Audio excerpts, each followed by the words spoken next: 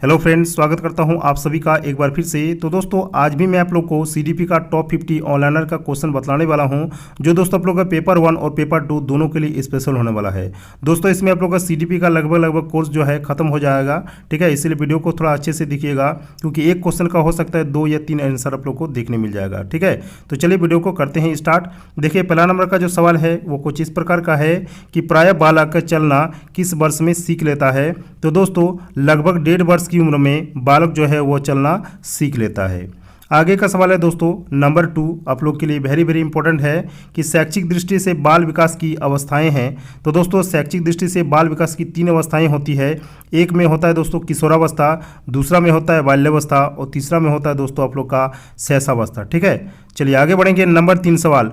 Number 3 में आप लोग का सवाल है कि बालक में सर्वप्रथम भय, क्रोध और प्रेम के संवेग विकसित होते हैं, और यह कथन दोस्तों किसका है? तो यह कथन आप लोग का वाटसन का है।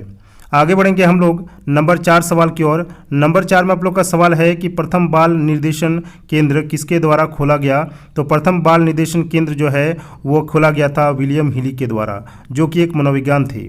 आगे का सवाल है आप लोग का नंबर 5। नंबर 5 में सवाल है कि किसकी क्रियाशीलता का संबंध मनुष्य की पाचन क्रिया से भी होता है। तो दोस्तों यहाँ पर आप लोग का आंसर हो जाएगा अधिवृक्क ग्रंथि, जिसका संबंध जो है मनुष्य की पाचन क्रिया से होता है। आगे का सवाल आप लोग का नंबर 6। नंबर 6 में सवाल है कि वातावरण व बाहरी शक्ति है, यानी एक्सटर्नल पावर है, जो हमें प्रभावित करती है, यह किसने कहा? तो यह कहा था दोस्तों आप लोग का रोनाल्ड रॉस। आगे बढ़ेंगे नंबर 7। नंबर 7 में सवाल है कि बुद्धि परीक्षण निर्माण के जन्मदाता यानी इन्वेंटर कौन है। तो ये था दोस्तों आप लोग का अल्फ्रेड बिने नामक मनोविज्ञान। आगे बढ़ेंगे नंबर 8। नंबर 8 में सवाल है कि ब्रिजेश के अनुसार उत्तेजना भाग है। तो दोस्तों ब्रिजेश के अनुसार उत्तेजना भाग किसको कहा जाता है? संवेगात्मक विकास को। आगे हम लोग बढ़ेंगे दोस्तों नंबर 9 सवाल, जो कि वेरी इंपॉर्टेंट रहा है। देखिए तर्क, जिज्ञासा तथा निरीक्षण शक्ति का विकास होता है डैश की आयु पर। किसकी आयु पर? डैश की आयु पर। तो वो कितना वर्ष होता है दोस्तों? 11 वर्ष की आयु पर दोस्तों तर्क, जिज्ञासा और निरीक्षण शक्ति का विकास होता है। आगे हम लोग बढ़ेंगे दोस्तों नंबर 10 सवाल की ओर। नंबर 10 में सवाल है कि निम्न में से कौन सा वंशानुक्रम का नियम नहीं है।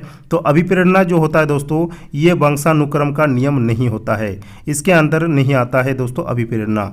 आगे हम लोग बढ़ेंगे नंबर 11। नंबर 11 में सवाल है कि एक कारक सिद्धांत को और किस नाम से जाना जाता है। तो दोस्तों एक कारक सिद्धांत को राजकीय सिद्धांत के नाम से भी जाना जाता है, इसको याद रख लीजिएगा। ये होता है दोस्तों इसका दूसरा नाम, ठीक है। ये होता है क्या? दूसरा नाम। किसका दूसरा नाम होता है? एक कारक सिद्धांत का दूसरा नाम होता है राजकीय सिद्धांत। आगे हम लोग बढ़ेंगे दोस्तों नंबर 12 की ओर। नंबर 12 में सवाल है कि बुद्धि का सबसे पुराना सिद्धांत कौन सा है। तो बुद्धि यानी इंटेलिजेंस का सबसे पुराना जो सिद्धांत होता है दोस्तों, ये एक कारक सिद्धांत होता है, ठीक है। चलिए आगे बढ़ेंगे नंबर 13 सवाल की ओर। नंबर 13 में सवाल है कि बुद्धि का द्विकारक सिद्धांत किसने दिया। तो दोस्तों बुद्धि का द्विकारक सिद्धांत दिया था स्पीयरमैन नामक मनोविज्ञान ने। आगे हम लोग बढ़ेंगे नंबर 14 सवाल की ओर। नंबर 14 में सवाल है कि स्पीयरमैन कहाँ के निवासी थे। तो स्पीयरमैन मूल रूप से दोस्तों फ्रांस के निवासी थे। आगे हम लोग बढ़ेंगे नंबर 15 सवाल की ओर। नंबर 15 में सवाल है कि स्पीयरमैन पहले किस विषय के प्रोफेसर से। तो दोस्तों स्पीयरमैन पहले सांख्यिकी विषय जो कि मैथ सवाल का होता है तो इसके विषय थे। बाद में ये आप लोग का साइकोलॉजिस्ट बने थे, ठीक है। तो बाद में ये क्या बने? मनोविज्ञान के प्रोफेसर बने। नंबर 16 में हम लोग का सवाल है कि स्पीयरमैन ने बुद्धि का संबंध किससे बताया है। तो स्पीयरमैन ने बुद्धि का सिद्धांत जो है चिंतन यानी थिंकिंग से बताया है। दोस्तों स्पीयरमैन से आप लोग का एक बार भी क्वेश्चन नहीं आया है, लेकिन हो सकता है इस बार रिपीट कर दे। नंबर 17 में आप लोग का लिए वेरी इंपॉर्टेंट सवाल है कि बालकों के भाषाई विकास का क्रम क्या है। तो दोस्तों बालकों में भाषाई विकास का जो क्रम होता है वो पहले में आता है दोस्तों आप लोग का रोना, जिसको रुदन कहा जाता है, और दूसरा इसका नाम है क्रंदन। दूसरा होता है दोस्तों बबलिंग यानी बबलाना, और तीसरा होता है इसका हाव भाव। तो ये 3 प्रक्रिया होता है जिससे बालकों का जो भाषाई विकास है यानी भाषा बोलने का जो विकास होता है ये धीरे धीरे बढ़ता है, रोना से, उसके बाद बबलाना से, फिर हाव भाव से। आगे का सवाल है नंबर 18। नंबर 18 में सवाल है कि बालक किस उम्र में वाक्यों द्वारा अपनी बात को कह पाता है, यानी सेंटेंस बनाकर वो कब बात को कह पाता है।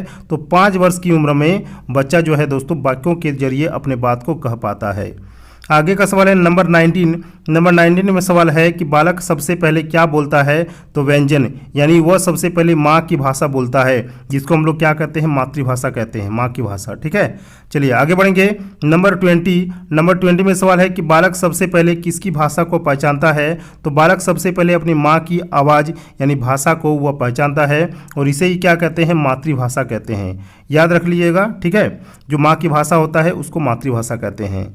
आगे का सवाल आप लोग का है नंबर 21।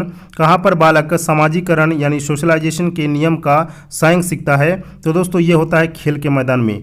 उदाहरण के तौर पर दिया गया है आपस में सहयोग करके, उसके बाद होता है अपने क्रोध पर संयम करना और त्याग करना। इन सब के जरिए दोस्तों क्या होता है, वो सामाजिकरण के नियम को वो स्वयं सीखता है यानी खुद करके सीखता है। आगे का सवाल आप लोग का नंबर 22। नंबर 22 में सवाल है कि बालक में नकारात्मक सोच कौन सी अवस्था में उत्पन्न हो जाता है, यानी नेगेटिव थिंकिंग वो कौन सी अवस्था में उत्पन्न हो जाता है, तो ये होता है दोस्तों आप लोग का किशोरावस्था की एज में नकारात्मक सोच उसके दिमाग में आने लगता है। आगे का सवाल आप लोग का नंबर 23। नंबर 23 में सवाल है कि क्षेत्र सिद्धांत किस विद्वान ने दिया था, तो दोस्तों कर्ट लेविन नामक मनोविज्ञान ने क्षेत्र सिद्धांत नामक विद्वान ने दिया था। ठीक है, आगे का आप लोग का सवाल है नंबर 24। कर्ट लेविन कहाँ के वैज्ञानिक थे, तो दोस्तों ये सब सवाल आप लोग का नहीं आता है, लेकिन हो सकता है कि इस बार आप लोग का रिपीट कर दे, तो सब क्वेश्चन दोस्तों आप लोग के लिए इंपॉर्टेंट है। देखिए कर्ट लेविन कहाँ के निवासी थे, तो ये होता है दोस्तों आप लोग का जर्मनी के निवासी थे। नंबर 25। नंबर 25 में सवाल है कि गेस्टाल्टवादी क्या है, तो दोस्तों जर्मनी के विद्वानों का एक समूह जिसमें क्या होता है, कोलर थे, उसके बाद कोफा, वर्दीमर और ये सब शामिल था। ठीक है, चलिए आगे बढ़ेंगे। नंबर 26। नंबर 26 में सवाल है कि कर्ट लेविन किस संप्रदाय के समर्थक थे, तो संज्ञानवादी के समर्थक थे दोस्तों कर्ट लेविन। आगे आप लोग का सवाल है नंबर 27। नंबर 27 में सवाल है कि क्षेत्र सिद्धांत को किस किस नाम से जाना जाता है, तो दोस्तों क्षेत्र सिद्धांत का पहला नाम है आप लोग का संज्ञानात्मक क्षेत्र सिद्धांत, दूसरा में आप लोग का स्थान मनोविज्ञान सिद्धांत और तीसरा में आप लोग का बाल दिशा सिद्धांत। ठीक है, तो ये तीनों आप लोग के लिए इंपॉर्टेंट है। आगे का सवाल आप लोग का नंबर 28। नंबर 28 में सवाल है कि कर्ट लेविन के क्षेत्र सिद्धांत में क्षेत्र का अर्थ क्या है, तो जीवन के विभिन्न क्षेत्रों में से है, जैसे पहला में है दोस्तों शिक्षा का क्षेत्र और दूसरा है आप लोग का स्वास्थ्य का क्षेत्र। आगे का सवाल है नंबर 29। नंबर 29 में सवाल है कि अधिगम का श्रेणीक्रम सिद्धांत किसने दिया, तो ये रॉबर्ट गेने ने दिया था अधिगम का श्रेणीक्रम सिद्धांत। आगे आप लोग का सवाल है नंबर 30। नंबर 30 में सवाल है कि रॉबर्ट गेने ने किस संप्रदाय के समर्थक थे, तो ये संज्ञानवादी के समर्थित थे। ठीक है, संज्ञानवादी। नंबर 31 आप लोग के लिए वेरी और एक इंपॉर्टेंट क्वेश्चन आ गया कि मानसिक आयु के माध्यम से बुद्धि को परिभाषित किसने किया, तो अल्फ्रेड बेरे ने दोस्तों मानसिक आयु के माध्यम से बुद्धि को परिभाषित किया था और इन्होंने बताया कि बुद्धि दो प्रकार की होती है मेन रूप से। एक होता है दोस्तों आप लोग का मानसिक आयु बुद्धि और दूसरा होता है वास्तविक आयु बुद्धि। ये दोनों दोस्तों किसने बताया था, ये दोनों बताया था आप लोग का अल्फ्रेड बेने नामक मनोविज्ञान ने। आगे का सवाल आप लोग का है नंबर 32। नंबर 32 में सवाल है कि अल्फ्रेड बीने किस देश के निवासी थे, तो ये थे आप लोग का मूल रूप से फ्रांस के निवासी थे। नंबर 33 में सवाल है कि अल्फ्रेड बीने किस विषय के प्रोफेसर थे, तो ये थे दोस्तों मनोविज्ञान के यानी साइकोलॉजी के ये प्रोफेसर थे। नंबर 34 आप लोग का और एक इंपॉर्टेंट सवाल आ गया कि बुद्धि का एक कारक सिद्धांत किसने दिया, तो अल्फ्रेड बेने एवं उसके सहयोगियों ने दोस्तों क्या दिया था, बुद्धि का एक कारक सिद्धांत। इसके अंतर्गत आता है आप लोग का स्टर्न, दूसरा में आता है टर्मन और तीसरा में आता है दोस्तों आप लोग का साइमन।